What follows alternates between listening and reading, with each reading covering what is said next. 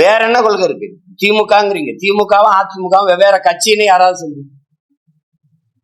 அது ரெண்டு வெவ்வேறு கட்சினா வேற சித்தாந்தம் கொண்டது. பாரதிய ஜனதா காங்கிரஸ் வெவ்வேறு கட்சி, வெவ்வேறு சித்தாந்தங்கள், வெவ்வேறு கோட்பாடு, வெவ்வேறு தத்துவத்தை கொண்ட கட்சி. யாராவது ஒரே ஒரு கருத்துல இந்த இடத்துல காங்கிரஸ் பிஜேபியில இருந்து மாறுபடுது ஒண்ணு, இல்ல அதிமுக திமுக இந்த இடத்துல மாறுபடுது ஒண்ணு.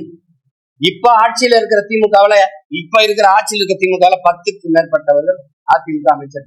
ஆமாவா இல்லையா? ஆமாவா இல்லையா? ஐயா சேகர் பாபு, ஐயா கண்ணப்பன், ஐயா ரகுபதி, ஐயா முத்துசாமி, தம்பி செந்தில் பாலாஜி, ஐயா ஏவா வேலு, வேற விட்டுனா ஐயா KK-SSR, முதன்மையான அந்த அமைச்சர்கள் எங்க இருந்தாங்க? இங்க இருந்தாங்க அதிமுக. இப்ப இங்க இருக்காங்க. நாளைக்கு இங்க இது வரும்னா இங்க வருவாங்க.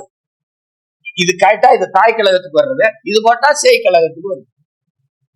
அப்போ இது சொர்ணாக்கா, திமுக ஒரு சொர்ணாக்கா, அப்புறம் இங்க இருந்து வருது ஒரு வர்ணாக்கா வருது, அப்புறம் இங்க வாசி சொர்ணாக்கா டைப்.